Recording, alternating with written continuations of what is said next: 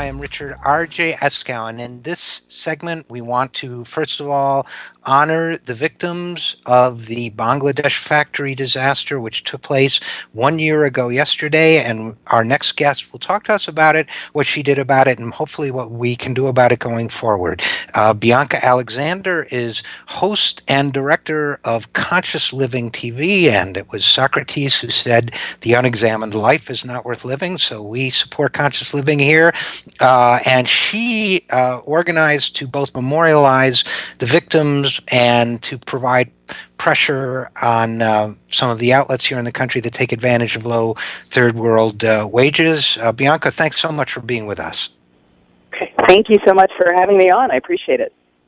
You bet. Now, listen, let's start. I could read your whole biography, but it's great, and I want to really talk about what you're doing and what we might be able to do going forward. Yesterday, you had something you called Fashion Revolution Day, and maybe you can tell us, or April 24th, I guess it was. Maybe you can tell us about that.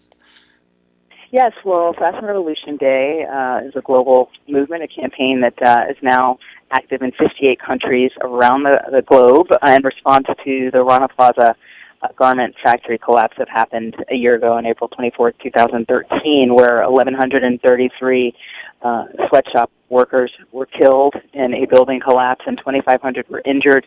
Unfortunately, this is something that was completely avoidable, but for the fact that the garment workers have very little say in their day, in their wages, in their working conditions, there was a crack discovered in the building the day before, and instead of condemning the building and shutting it down, the first two floors, which included a bank and a couple other commercial businesses, evacuated, and the next day, the managers of the garment workers who worked on the top floors insisted that the workers come back to work and threatened them that they would lose an entire month full of wages, which is a mere $100-some per month.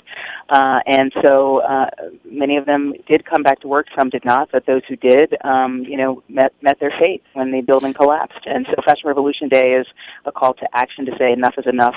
The race to the bottom of the supply chain and creating fast fashion, which we as consumers, when we shop at stores like Forever 21 and The Gap and Walmart, create an environment in a world where, the price of a T-shirt, unfortunately, is less than the value of a human life. Well, exactly. And as we've learned with struggles in the past, whether it's the farm workers who we were talking about earlier or others, that getting sometimes the only way to awaken the corporate conscience is at the point of sale. And I think part of what you were doing and part of what this movement was doing, the Fashion Revolution Day, is to talk about who made your clothes, where do these come from, and I suppose from that, avoiding clothes that were made through the exploitation of the lives and bodies and health of workers in third world countries, right? Exactly. Part of the problem is that we as consumers are not being responsible in how we shop with our votes. And so every time that and similar to the slow food movement, the slow fashion movement is really about looking at the opportunity to make a choice and make a statement with every single purchase that you make. There's power in consumption if we use it in the right way. So how did it go yesterday? You guys had the, this whole movement had the Fashion Revolution Day. A lot of people signed on to it, including the Fashion Revolution Day ambassador, Amber Valletta, supermodel and actress, and a bunch of other people. How did it go? Would you call it a success, or do we need to try again and get more headwind behind this? Yeah, well, it was a very successful day. The beautiful thing about this campaign, and forgive me, I'm actually traveling now, so if there's a little noise in the background, excuse that. It was a great success. The entire campaign was a purely volunteer campaign with, very little, if no budget at all, and we relied on just the hard work and the passion and the dedication and commitment of a volunteer board of pioneering thought leaders and ethical designers and people that are already working on the ground to make this movement hopefully catch fire, not just this year, but in years to come. But as a result of our efforts, which were primarily directed towards social media, again, it's free marketing, we were the number one trending Twitter handle yesterday on social media. We were number one, the Fashion Revolution campaign. Now, again, it's a campaign in 50-some countries around the globe, but, that's a huge accomplishment for a nonprofit, volunteer, zero-funded campaign, to bring more consciousness to an industry which is incredibly dark.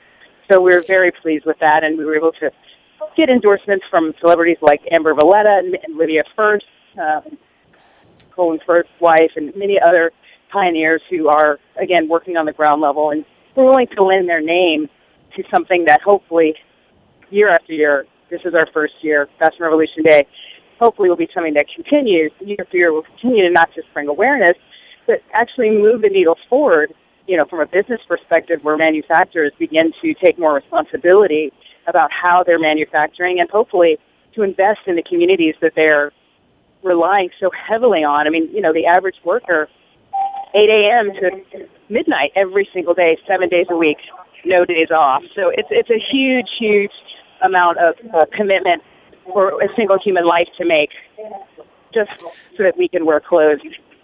Oh, absolutely. We're talking with Bianca Alexander, who's the host of Conscious TV, and we're talking about the Fashion Revolution Day movement. And I've got to tell you, Bianca, I spend a lot of time in New York and Washington, and my home base is right near the epicenter of one of the epicenters of the fashion world. I think a lot more people would sign on to this as it goes forward. A lot more celebrities, a lot more influential people in these worlds. And so, what's happening next? It sounds like it was a great success, but obviously the struggle's not over. It's just beginning. So what happens next, and where can people go to find out more?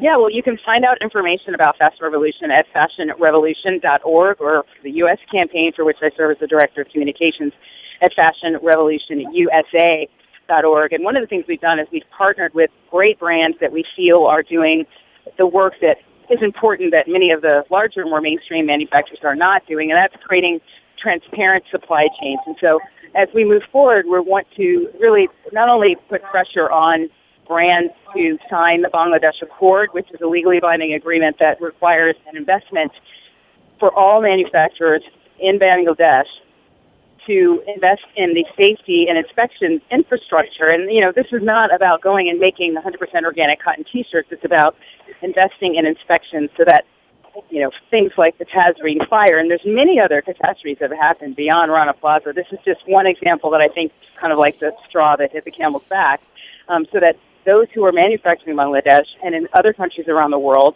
trying to get the bottom dollar on the garments that we Americans mostly with fast fashion are consuming, are actually being responsible for the environments that they're creating and the work environments that, unfortunately, without labor rights and no legally formed unions, it's actually something that people have been attacked and assaulted. Anytime they try to form unions, they really don't have much of a say in saying, hey, no, I want a day off.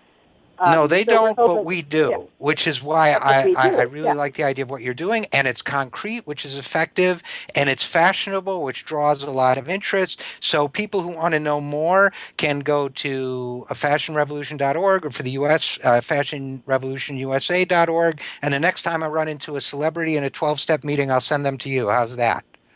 Yes, and be sure everyone should ask the question, who made your clothes? Turn around, look at your label, and find out if that person is being treated fairly and being paid for the work that they're doing. Everyone deserves that. It's a basic human right. Absolutely. So we're going to keep track of what you're doing. Bianca Alexander, thanks so much for being with us to talk about the fashion revolution. And that's our program for today. We talked with economist Dean Baker at length about Thomas Piketty's book on inequality and wealth and capital. We talked with Ernie Powell, veteran organizer, about organizing among the generations and the inspiring history of the farm workers movement. We talked with Richard Rothstein about his study of segregation 60 years after Brown versus Board of Education. We talked with Jamé Cassio about the forecasting industry and the problem with prediction. We talked with student activist Julia Ho, who's doing a great job with her colleagues out at Washington University. We're going to check back with her next week. We talked with Bianca Alexander about the fashion revolution. It's on, people. Things are changing. Things are moving. I can feel it. Stick with us. Come back next week and we'll have more of the same. I'm Richard RJ Eskow, and this is the Zero Hour.